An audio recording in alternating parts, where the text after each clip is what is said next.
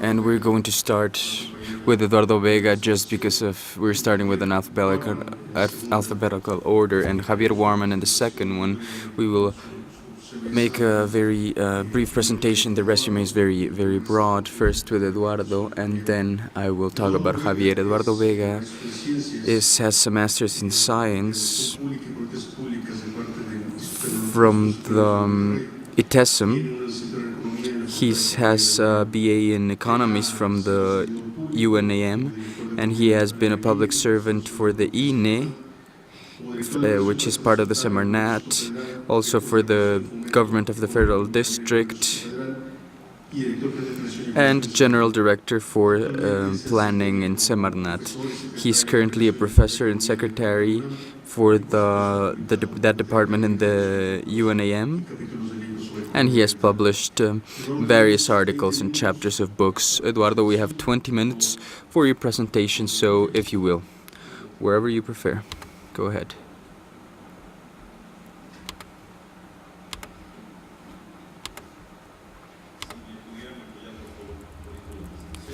If we can please start with the presentation.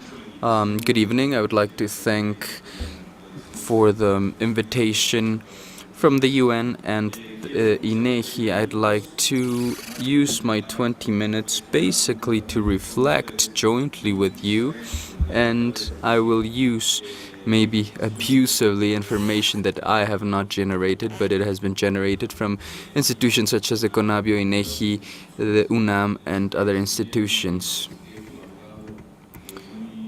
And even though I've worked with them very closely, but these three institutions are the main generators of valuable information in order to discuss the topics at hand. First, I would like to say that the emphasis of the presentation I'm going to give, as you saw in the title, Geography, Environment, and Economical Decisions. Mainly, I'm going to talk about three of those aspects. First and foremost, the knowledge we have from these links. Second off, the measurement. We need to discuss and agree on the measurements and the links between the geographical areas, the environmental, economical, so to see if we keep discussing the sustainability or if we continue to discuss green economy, green growth, or what is the thing we're discussing. Now, knowledge. I would really like to insist now that we have hitherto much more information than the one we have systematized in an analytical way, the one we have used, and the one we are using in order to design our public policies in a better way. The expert knowledge we have built throughout the last 20 or 25 years when it comes to geography, environmental aspects, and ecological aspects, it's really amazing. I would just like to say that from 1992, which was the creation of the National Commission for the Biodiversity in this country, we have systematized, georeferenced, described, and published everything, or pretty much everything, what we know currently, which is a lot, referring to natural capital. And capital natural is a concept that we all talk about, and it of course includes not only the components or elements of biodiversity, but also of geodiversity. This is to say ecosystems, even if they're animals or plants, genetical patrimonies, and of course the natural resources that have a geological origin that are used in mining, like and in oil rigs. So this natural capital is known for us, specifically the one that refers to the biological expression. You can go to the website of this organization. You can download all their books that are named Natural Capital and Social Development, or Natural Capital and Public Management, or Natural Capital and many other things, in order to see really that we have knowledge on. I'm going to go forward and then go back, both from the terrestrial, priority terrestrial regions that have ecological attributes that are paramount, that have ecological functions that are really important, and that we are not taking advantage of them in order to have measurements for the sustainable development of a green economy, and we are not including them explicitly in public policy. So when we discuss the necessary establishment of economical activities that use directly natural resources in territorial spaces that are right next to metropolitan areas or cities or coastlines or borders and so on, we are not using these maps. Now we are using the map on priority maritime regions, and here we are looking at the priority hydrological regions that have to do with these water basins, but also from the water expression of these water basins. So these maps, for instance, that have resolutions of higher resolutions for decision making at a municipal level or even at a smaller level, we can have a juxtaposition with them and valuable information published by our National Institute of Geography and Statistics from the Series 1 to the Series 4 of the letters of usage and vegetation of the soil. We have covered that percentage of coverage, then the estimate, the original estimate, and then the description at the in the 1970s, then in the early 90s, and more recently the number 4 series published in 2000-2004, which updates, like I said, vegetal cover and not only forest cover in the country. When we have this information, this natural environmental information from several diverse ecosystems, we can start talking with our colleagues in the UNAM, in the Ecology Institute, the Biology Institute, the Atmospheric Science Center, the relationship between the different expression of the ecosystems with their atmospheric environments, or the repercussions of the loss of natural resources and ecosystems with translations of significant modifications of rain processes, temperature changes, or greater changes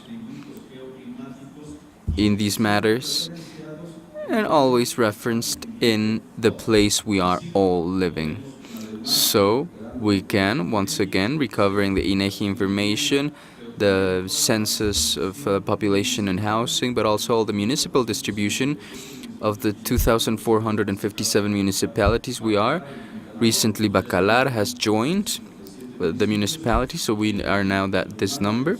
And the 115 million Mexican, we know the spatial distribution of the demographics. We know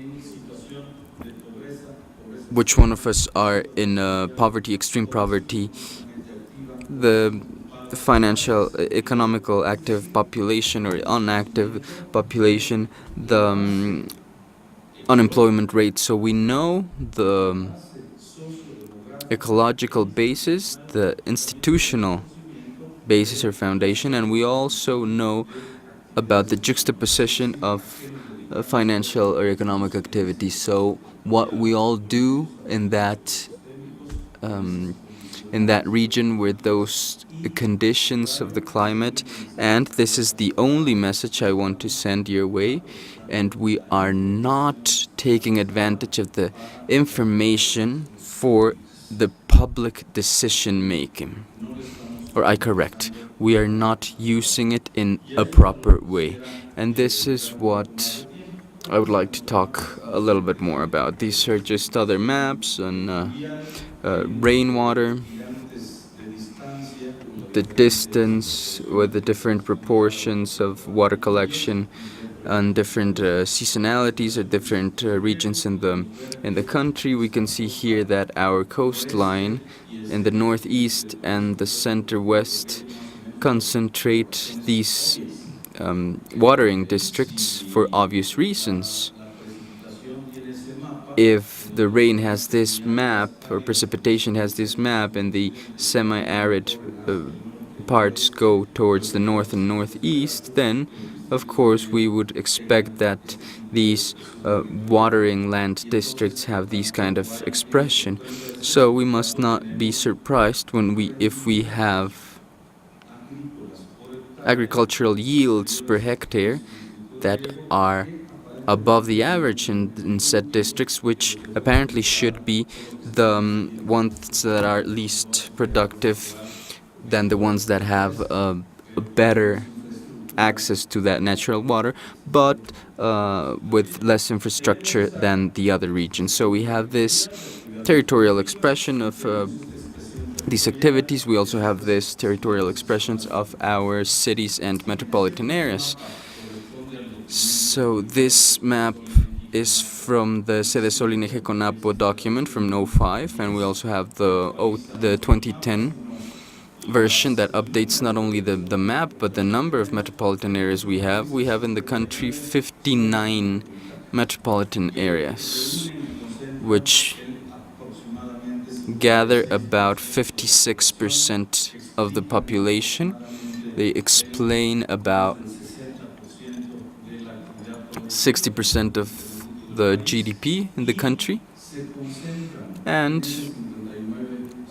they are gathered in those 59 metropolitan areas, also slums or slum belts that we can see, and that we can join this information with the one I talked about earlier, and to really see what is the expression in the public policies, not only the agriculture ones, the fishery ones, the livestock ones, the ones from energy infrastructure, municipal development, environment. To understand this environmental policy, not only one that wants to correct after the events all the ecological debts that are created by the productive economies due to the misusage of the energy, of course accumulating more CO2 in our atmosphere that avoids the refraction of the UV rays, and hence our atmosphere stays warm. So what I want to talk about, I'm going to skip these slides, is that we have expert knowledge.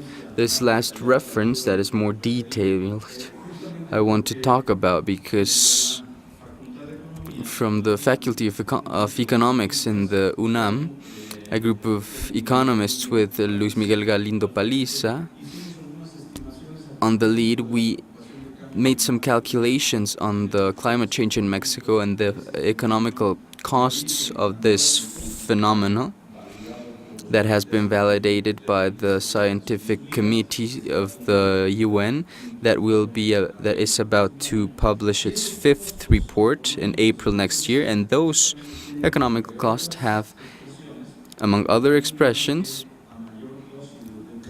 that at a greater temperature there's a process, a trend process, that first there's a higher yield per hectare at a higher temperature up to a threshold that starts decreasing this number.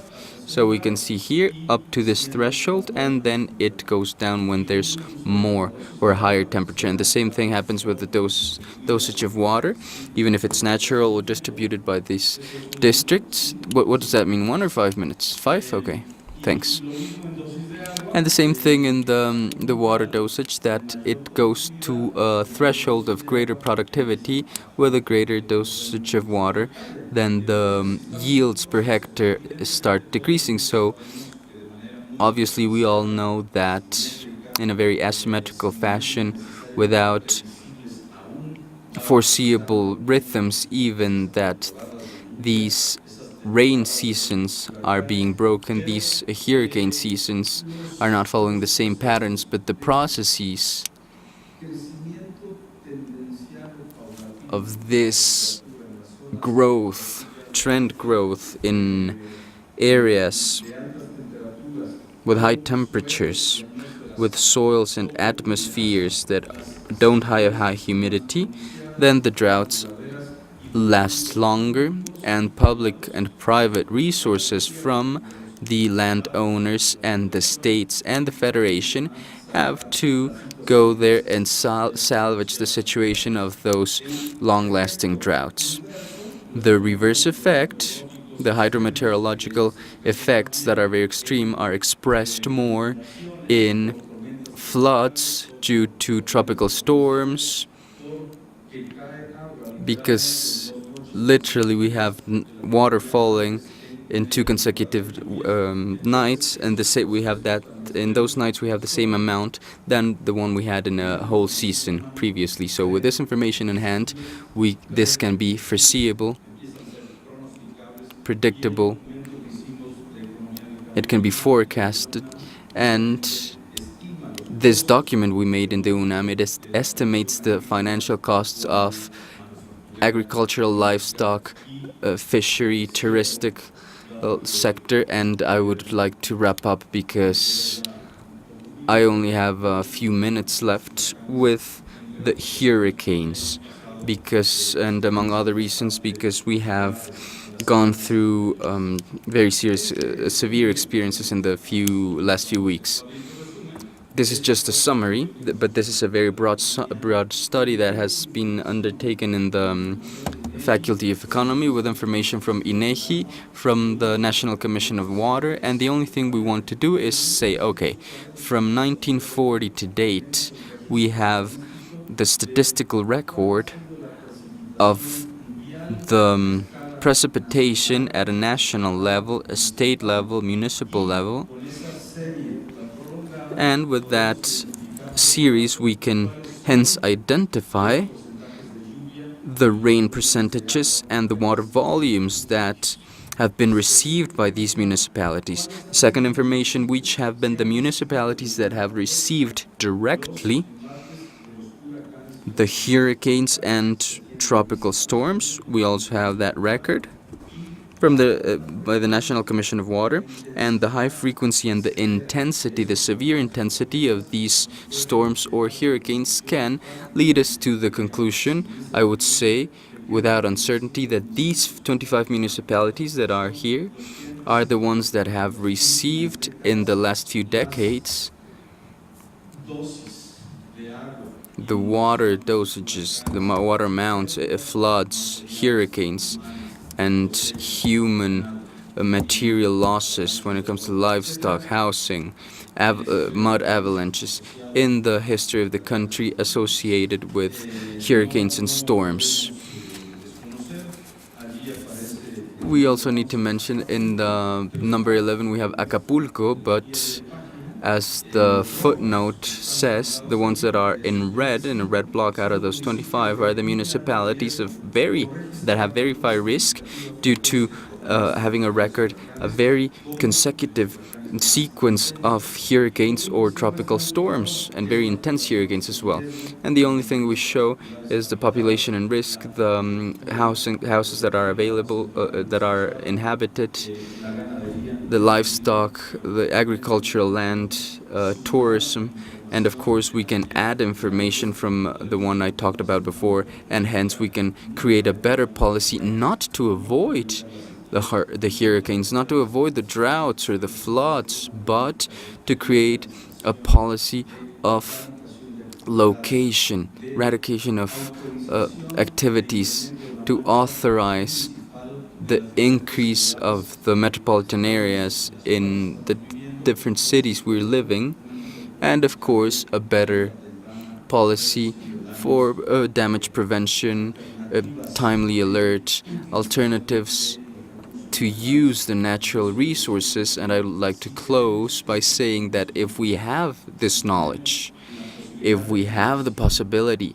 to measure, of course we discussed, the INEGI has been discussing from 1990 to date how to go from the GDP to the ecological gross net, not domestic product, with the indicators of degradation, of ecological degradation.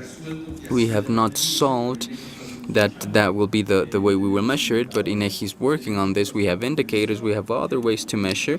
We have to discuss if we want to measure sustainability and development, incorporating explicitly or not poverty, extreme poverty, inequality, technological options and energy options, or do we continue having an educated official discussion on green growth, green economy, or if we really want to talk about social inclusion in the social development, ergo development.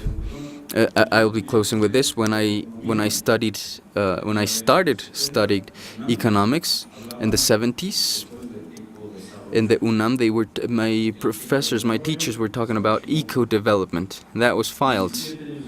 17 years later, or maybe 15 years later, now we have sustainable development. Now we are filing or archiving this, and we call it green growth. But we need to make better public policies. With the measurements we can continue to improve, and I would say that environmental policy does not have to be just subordinate or secondary to anything. It has to be a policy of development, of sustainable development, a tax policy, energy policies, and Semarnat and its institutes, its commissions, its offices need to observe this cross-sectionality in order to create sustainable development. Thank you very much. Thank you, Eduardo, for your presentation. I would like to welcome Javier Warman's presentation. He studied in the University of Cambridge in the UK. He has a BA in International Relations in the Universidad Iberoamericana. He has had over 22 years in public service. He has been a teacher and a researcher, and I think that right now they share the same role in different times. He's now the CEO of Semarnat, and he has worked in the Ministry of Social Development and also a teacher at the University Iberoamericana. You have 20 minutes. Thank you. Thank you to everyone, to the INEGI and the UN for this kind invitation. Nowadays, I work in the Ministry of the Environment, and what I want to do in this next 20 minutes, I want to talk about what we understand and where we are leading the efforts that we have in Semarnat in order to achieve or to guide public policy towards green growth.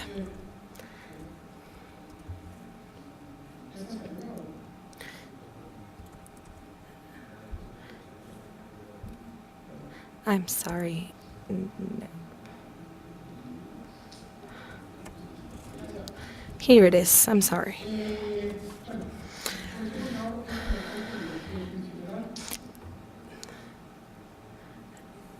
In general,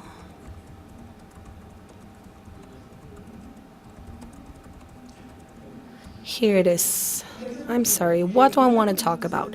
As a background, I want to talk about where we are as a country. In Mexico, the economy is still related.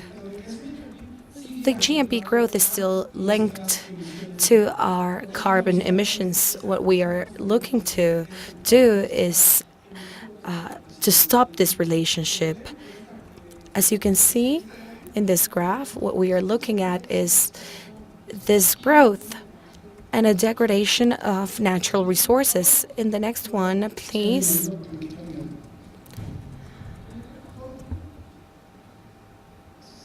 Thank you. Where are we as a country?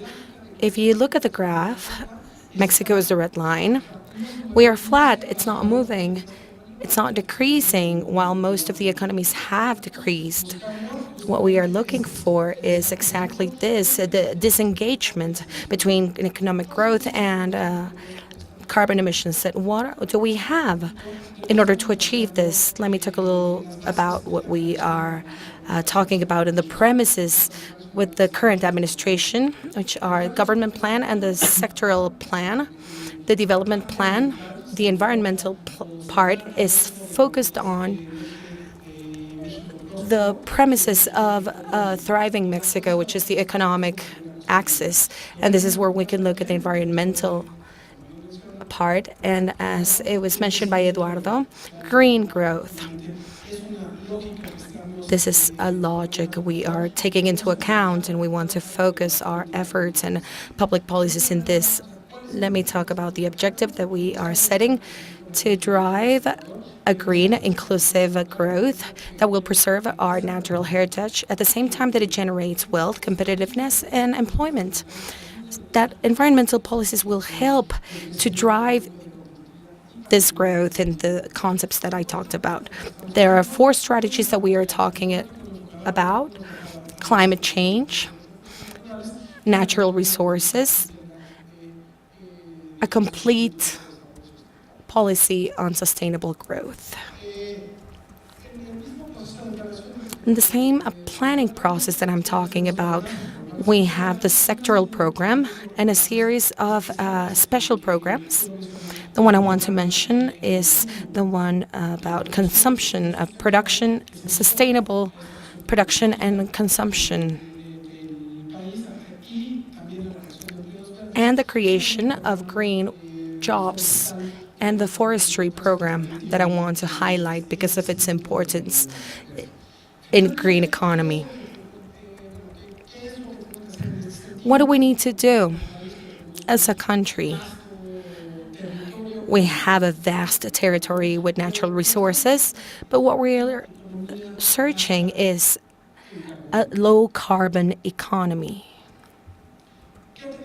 What do we need to do? It's not just up to the ministry and the government. 80% of the measures are from local authorities and the private sector. I want to emphasize also that in green economy and green growth, one of the important things that we need to take into account as environmental policy is something that goes beyond the Semarnat, and it needs to be in the public sector as well. What the Ministry of Environment can do is relatively not much regarding environmental policies and a vulnerability on climate change and mitigation, etc. This is in the hands of the Ministry of Energy, Communication and Transportation, Ministry of Economy as well. And like Eduardo said, it is necessary that within the government, not everything relies in the Ministry of the Environment, but involve all the other ministries. It has to go through all the other secretaries, and we need to include this environmental subject in all the other dependencies.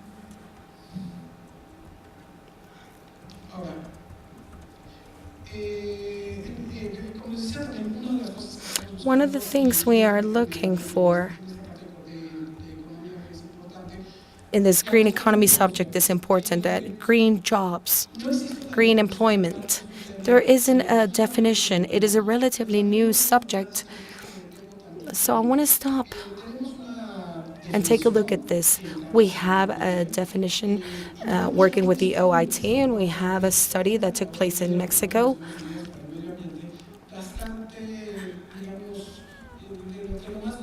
And it is one of the most innovative definitions that we have had. As a preliminary result, several sectors that we think are overestimated and some are underestimated. Around 1.8 million of employments comply with these characteristics, that they generate or they stop or they have a benefit for the environment and the economy.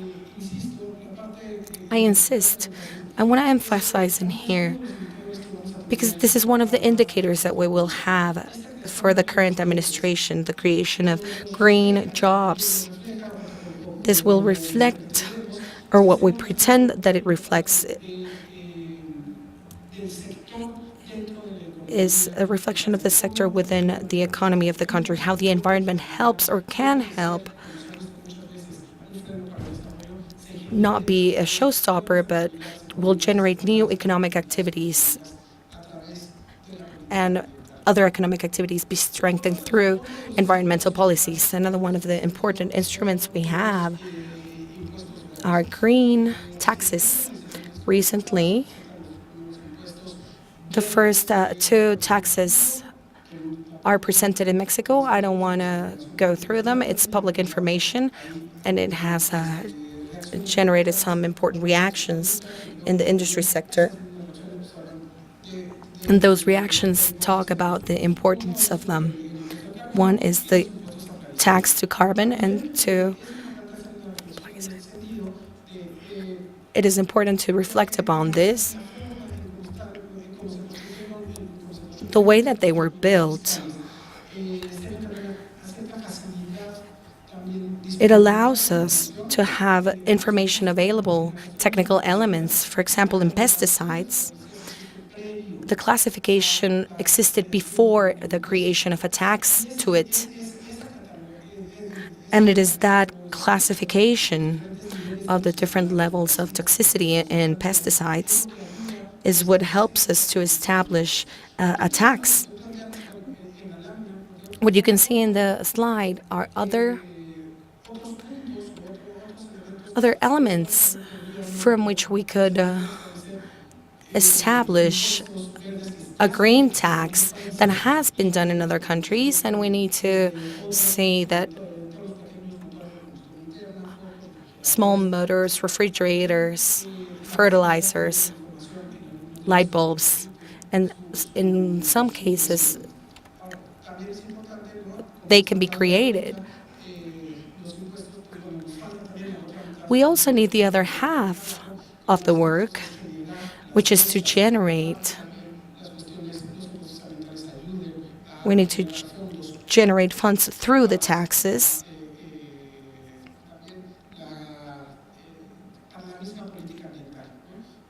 So that this will help the environmental policy, that they are established for a certain fund and not to go directly to the Treasury, but those are other things that we will do in a second step. As other instruments we have is this new program that I insist is sustainable production and consumption. What we are looking at is a series of instruments for the industry that will help us to generate conscience, looking at the demand of the consumer.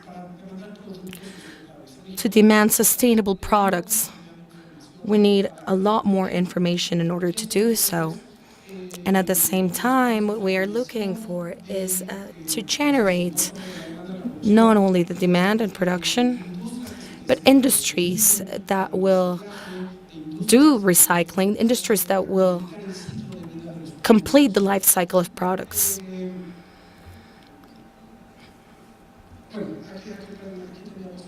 I have two slides here. What we are looking for is products and informed consumption and instruments and incentives through guaranteed funds so that banks can lend money at better rates, and investments in this sense, supports to the industry,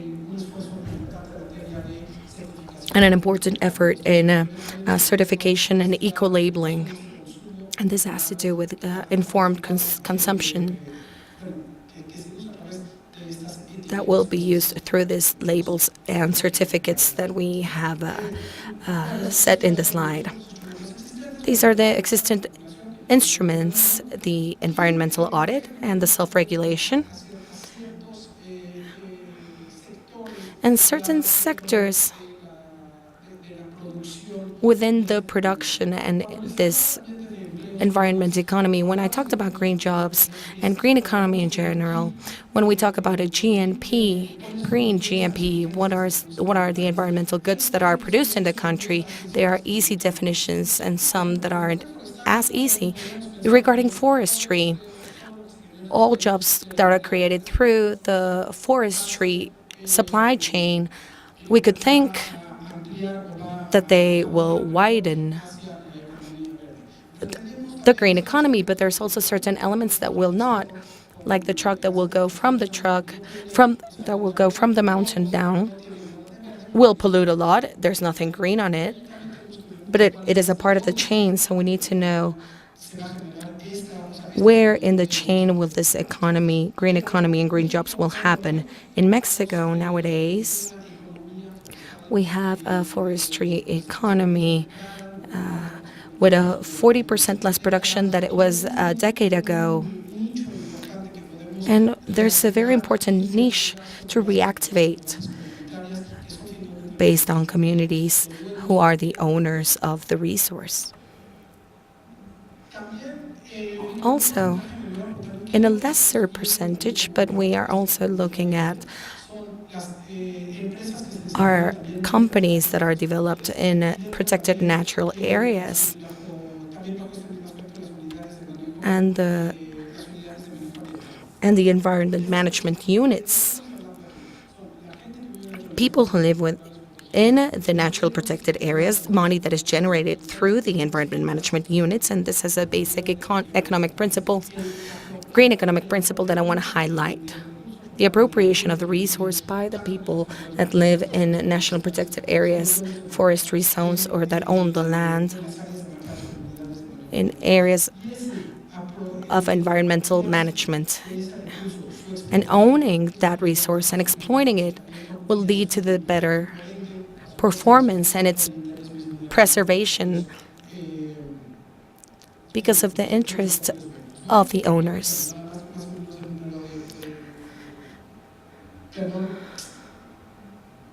I'm sorry, I skipped one. The number is 11,000 EUMAs that are registered. Hunting activities, the production of flowers, of natural goods, or tourism.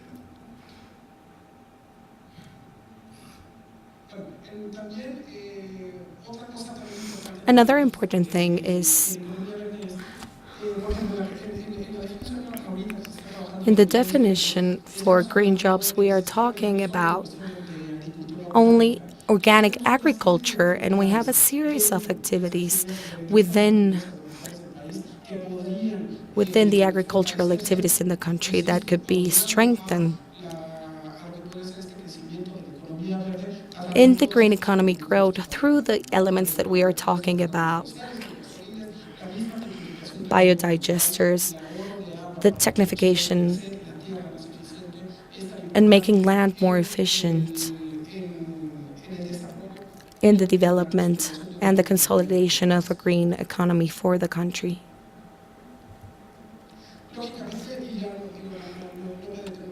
I won't stop in here for a while. Renewable energies, everything that can be done through them, the generating savings, employments, etc.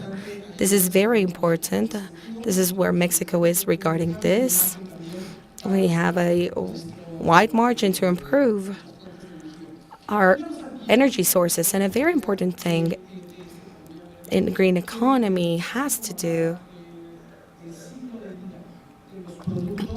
like I talked with the life cycle of products, it is the management of solid residues. There is a very important margin to improve, and we want to emphasize on this.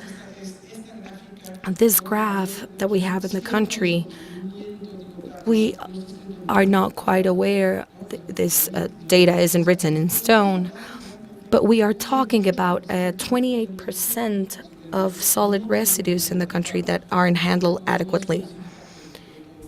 That isn't a number that can encourage anyone, right? And the good management of this 62% is for sanitary waste that is happening in developed countries. And we want that handling of sanitary waste to be the basis for the handling of solid residues, and through recycling and these other series of activities that can be carried out, we have a complete management of residues that will be larger. I'm sorry, with a larger percentage, a wider percentage. And these are all the activities that will take us to a complete handling of residues. We also have opportunity areas in the construction industry. We have an NMX that was published regulation for sustainable construction in the transportation sector as well, public transportation and private cars to make them more efficient, electric vehicles, and the ruling 163 has been published. And at last, the financial sector, what we can take advantage of. The financial part of environmental politics has been taken advantage of. There's many instruments, and many more nowadays, instruments that the financial sector can help with for the consolidation of green economy, for the growth of green economy. And it starts from the fact that banks have environmental risk analysis, and they will know who to lend money to. Private banks are starting to incorporate this analysis in order to lend money. They are going to use Risk Atlas, and this has to start growing a little bit more. This financial instruments through the government, instead of subsidies, funds can be created for better guarantees, for systems that will help us to mitigate climate change and the vulnerability of the different matters. They are instruments that can be from public policy and supported by the financial sector. These are already existent in the stock market. My time is up, but let me just go to the last two graphs. Financial markets as such. Financial markets now start to respond to these matters. I used this graph from some partners of mine from Deloitte, how actions speak about the company's actions in social responsibility and environmental responsibility. This chart that compares leaders and laggards, those who are taking environmental policies and social matters as fundamentals in their commercial policies. And my time is up, so thank you very much.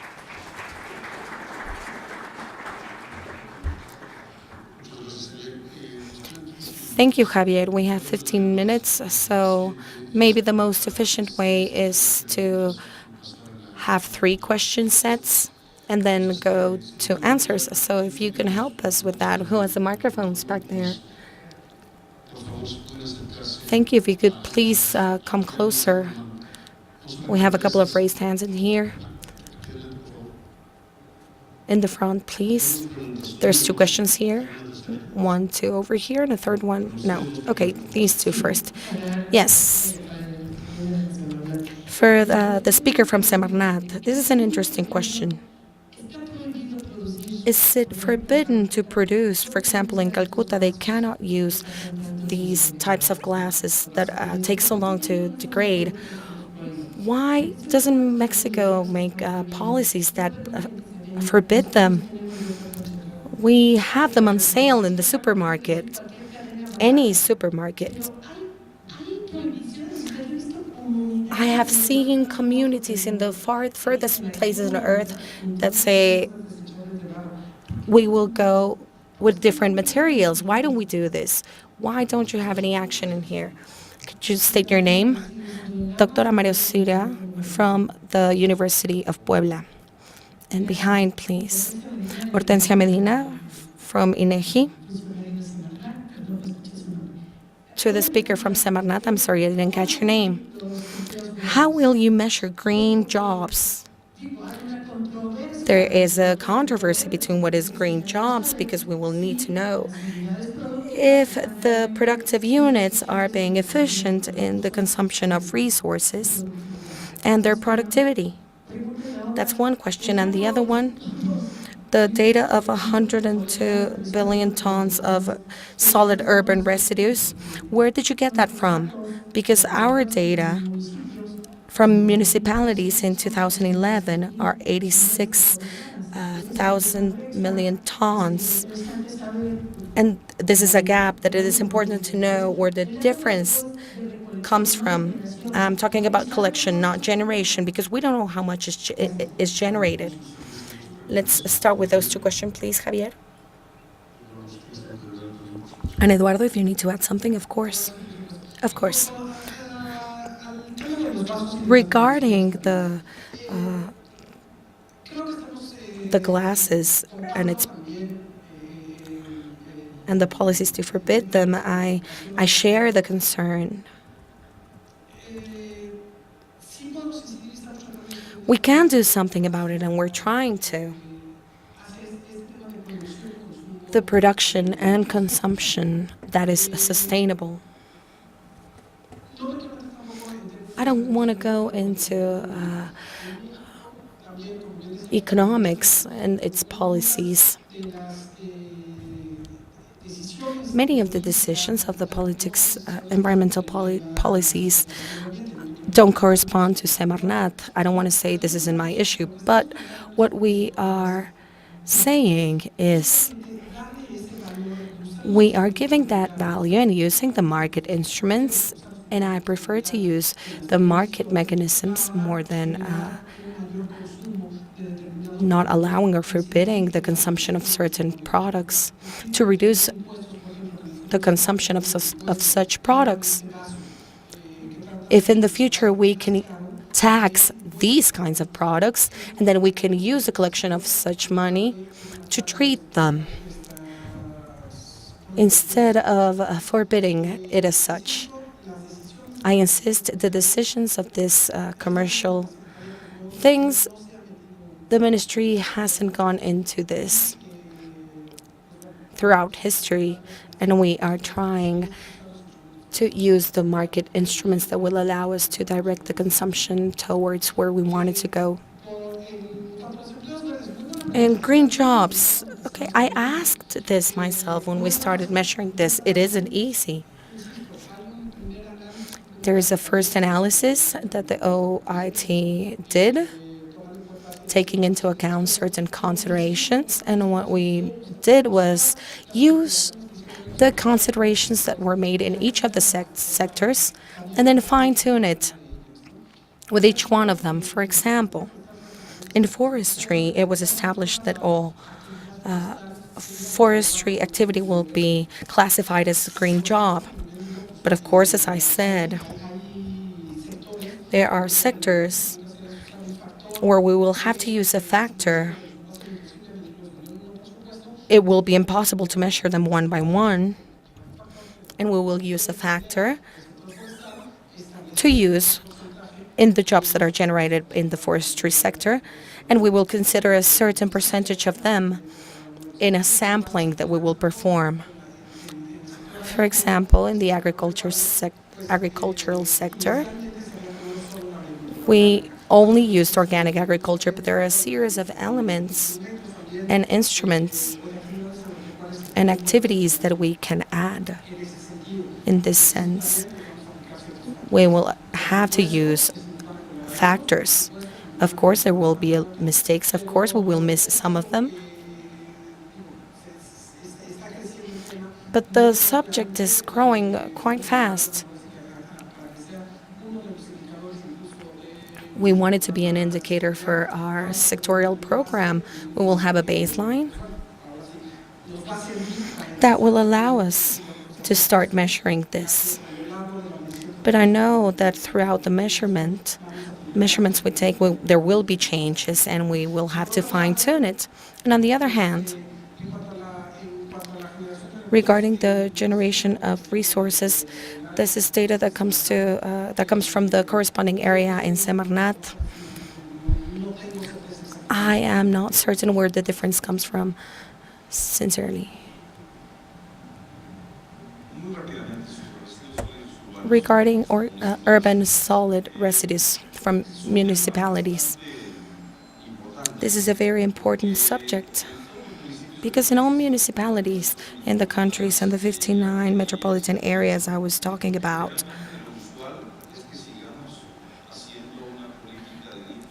we usually do a trash recollection policy, but not the complete handling of urban residues. And these numbers, millions of tons generated by the metropolitan areas and the entire country, the sanitary waste areas. In the best case, if it is sanitary waste, then we are not taking advantage of the energetic alternative. But there is a design problem and an incentive problem. Our energy monopoly, which is the Electricity Federal Commission, we need to discuss with such company and local governments of the 59 metropolitan areas, because in their disposals, methane gas could be captured in order to generate energy for the next 25 to 30 years that is equal to the invoice amount of public lighting. What is being warehoused can be used for the next 20 years. The collection of natural gas, the energetic use of such, and energetically, it is viable in order to invoice what corresponds or to use what corresponds to public light. The performance will be quite high, but this is a problem of institutional design between local governments, the federation, and the company that owns the energy sector. We need to look at what will be the new arrangements that will allow us to resolve the issues, whether it is disposable glasses. Of course, the disposable cups, we need to see what is the incentive to diminish its production and consumption. But if this takes too long, if we will continue with these disposal sites, we should use them as plants that will recover gases and generate electricity and will be self-sustainable energetically in the 59 metropolitan areas, which isn't such a small thing to talk about. Let's take 5 additional minutes if there is an interest from someone else to ask a question. There's 2 questions. We will conclude with these 2 questions. There is a subject that in a way hasn't been talked about, not in this session in particular, but I mean the scenario of this conference, but in others as well. Just the subject of data, for information, green economy or green growth, or sustainable consumption, environmental responsibility from the companies linked to social responsibility and others require data.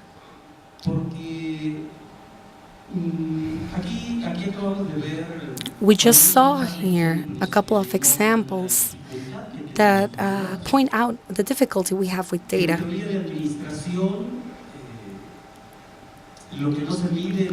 What isn't measured isn't controlled, and what isn't controlled cannot be improved.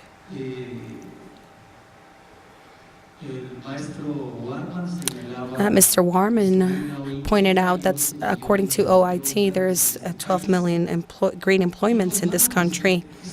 Well, that data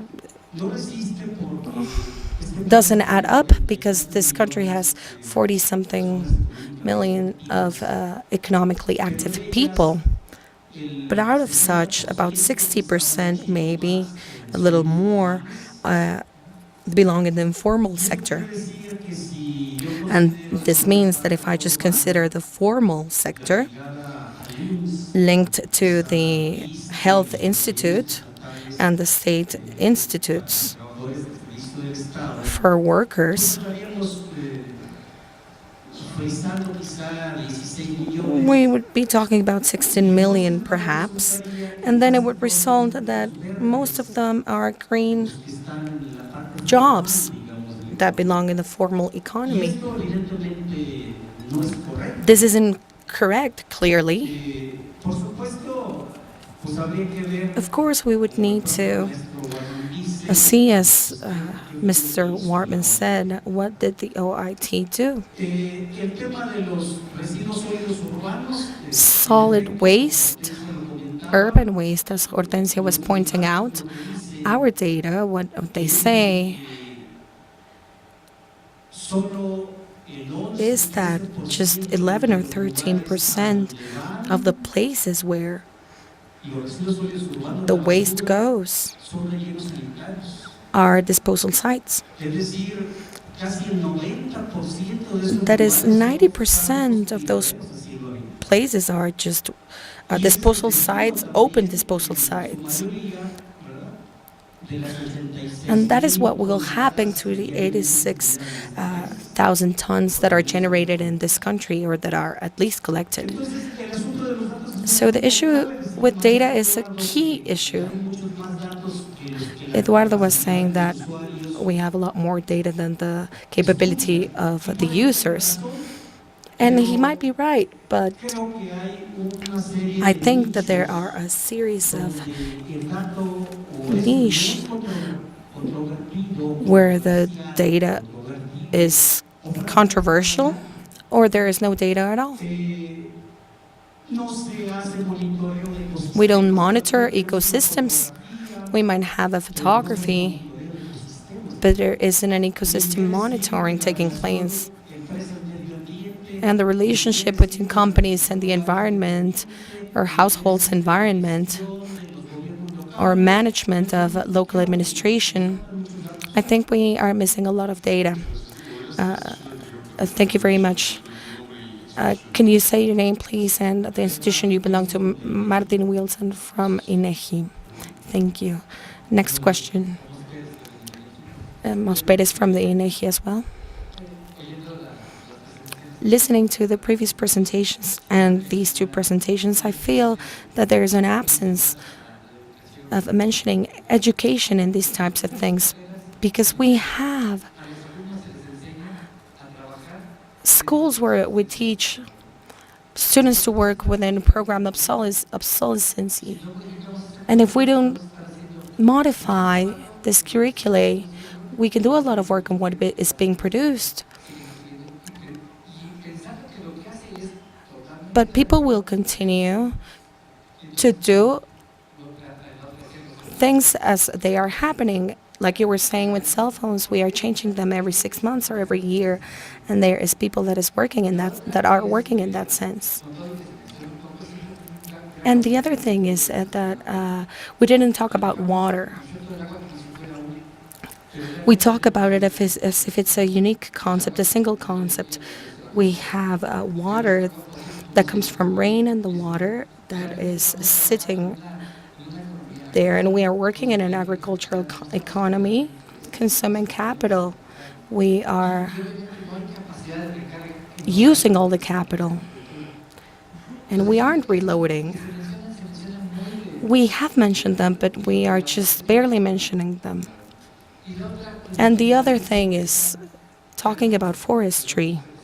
As it was presented in the slide, it seems like the efficiency needs to be improved, or as we have learned, if there is a production deficit, we need to increase production without taking care of the capital we have.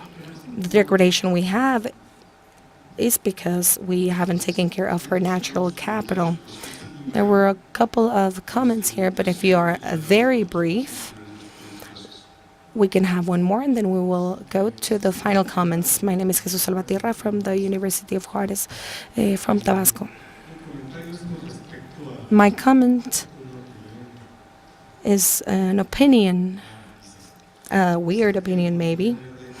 Isn't it maybe that the green economy tries to justify the market, trying to place strategies, marketing strategies, so that we believe that we are not okay, and that by doing what we think we're doing, we buy another car. We believe we are recycling, and the society isn't educated with environmental culture, and then we end up consuming even more, or believing that we are green and now we are painting green and now we are ecologists, or the people who build the city. We think that nothing is recyclable, when in reality everything is recyclable. Life cycles, from concrete to our leaves, everything is recyclable. Everything is recyclable. Aren't we legalizing strategies, global marketing strategies to increase consumption from something that is now operating just in a marketing way? Thank you very much for your comments. I would like to ask Javier and Eduardo to, if you have additional final comments. Yes, one final general comment related to, it's going to be general for these second set of questions. We have some solutions and public policies that everyone more or less coincides. I'm going to state a couple of examples: public transportation and private cars. Second, third, seventh, eighth floors, second floors constructed. Public transportation, of course, it is the solution in every aspect, and it is a sustainable answer. However, there are incentives, market incentives, with key players and with known companies that will drive us not to go over there, but it is the public responsibility of the national states to drive people to the solutions that will go to public transportation, subway, metrobus, trolleybus, light train, suburban trains.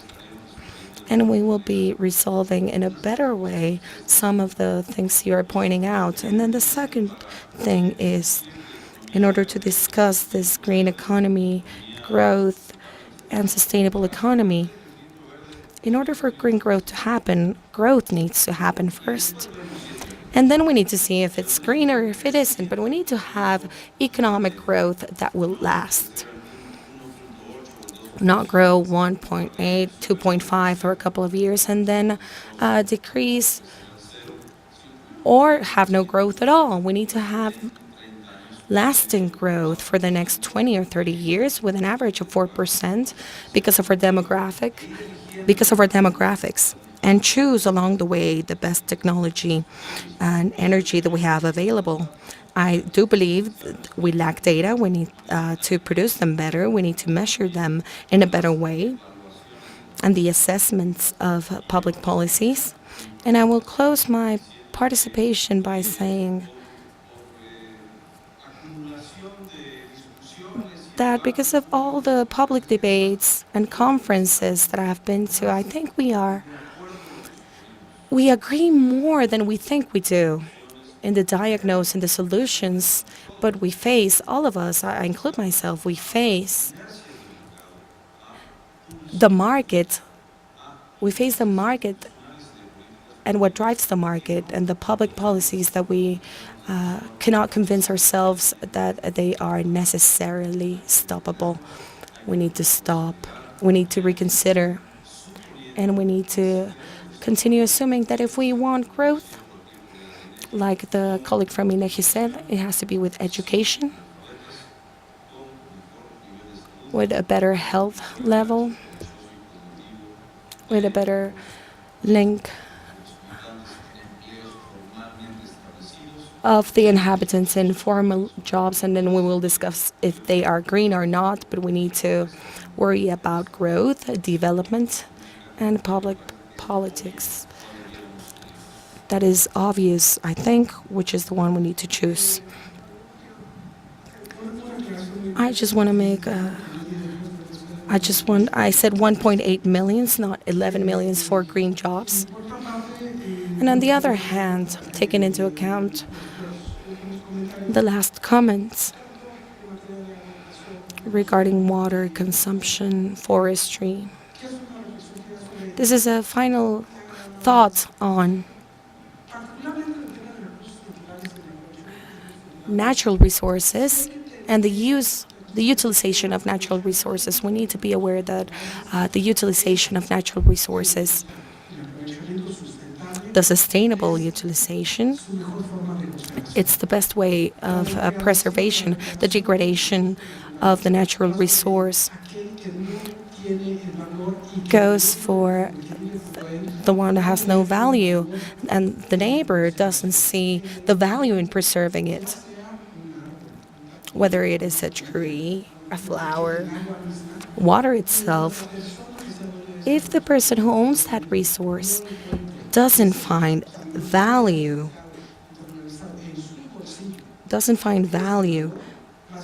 in their pocket, things will be very difficult. And the preserving of the natural resource will be benefited when this happens. And I insist this has to do with water, natural resources, and education as well. And when we see, it isn't the only way, of course. We have a long way to go. I could talk about education, but it isn't the subject for this panel. But we do have to go forward in education, and thank you very much. Thank you very much, Javier and Eduardo. Thank you to all, and I want to hand them. It's some gifts from the INEGI. This is for Javier, because they are differentiated. And this is for Eduardo. An applause for them. Thank you.